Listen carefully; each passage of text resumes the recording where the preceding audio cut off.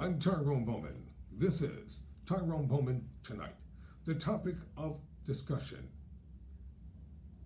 British Prime Minister Boris Johnson has resigned from office. According to an article published by NPR.org, quote, Boris Johnson resigns not over politics, but deep concerns about his character. Quote, British Prime Minister Boris Johnson has finally resigned as leader of the Conservative Party under heavy pressure from lawmakers in his own party. His resignation caps a remarkable political career filled with highs, lows, and almost too many scandals to count. He will stay in office until the Conservatives choose a new party leader who will then take over as Prime Minister. Of course, it is painful not to be able to see through so many ideas and projects, Johnson said in front of the door of number 10 Downing Street in London, as loud crowds could be heard nearby. But as we have seen at Westminster, the herd instinct is powerful. When the herd moves, it moves. This comes after dozens of officials, aides, and members of his cabinet quit his government, saying they could no longer serve under his leadership. Several former cabinet ministers told him he should resign. An announcement will come next week about the timetable for choosing the new prime minister. Lawmakers in Johnson's Conservative Party credit him with driving Brexit through the British Parliament after his predecessor, Theresa May, was unable to. He also led the Tories to a historic landslide election in 2019, leaving the party with an 80-seat majority in the House of Commons. It was the largest victory since Prime Minister Margaret Thatcher's win in 1987. Johnson, however, was ultimately forced to resign not over political or policy differences, but because of perceptions about his character. Many conservative lawmakers, as well as many members of the public, do not trust him.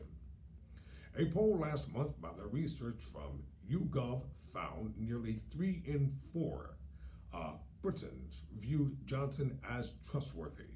The same pollster found this week that 69% believed Johnson should resign.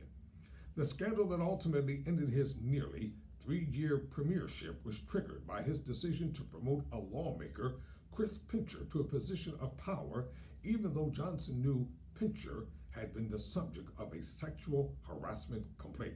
Initially, the Prime Minister's office said Johnson had not known about any specific allegations. On Monday, after more allegations emerged against the lawmaker, Johnson was forced to acknowledge that he had Dominique Cummings, Johnson's former chief advisor, with whom he had a bitter falling out, said Johnson had referred to the lawmaker as Pincher by name, Pincher by nature.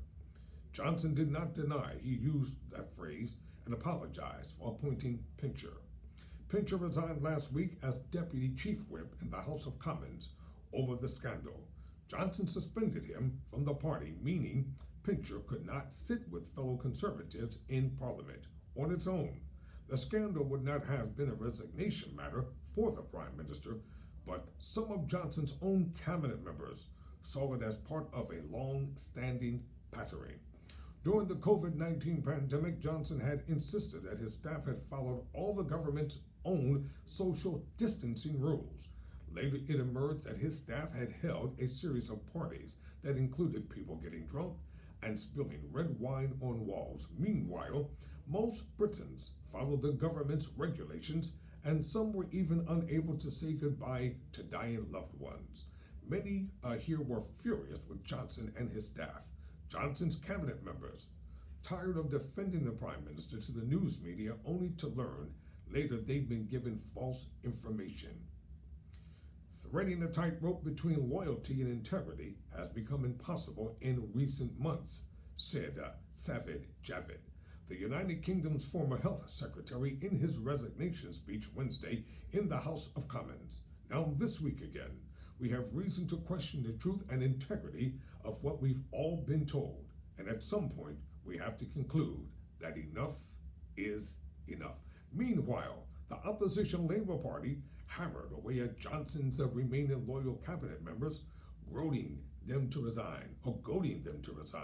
During Wednesday's session of Prime Minister's questions, Labour leader Keir Starmer said the UK could not afford to rely on Johnson as it's continued to grapple with major issues, such as the war in Ukraine and record inflation at home. Staring at Johnson's cabinet across the House of Commons, Starmer mockingly referred to their staying power as the charge of a lightweight brigade. It was a reference to the charge of the Light Brigade, a famous failed British cavalry attack during the Crimean War.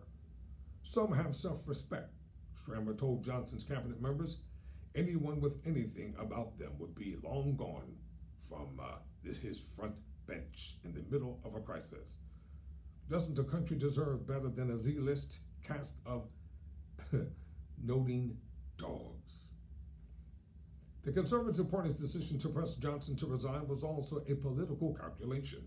Johnson's rose to power in 2019 in large because the party saw him as a winner. After all, as a Conservative, Johnson had won 2 terms as mayor of liberal cosmopolitan London.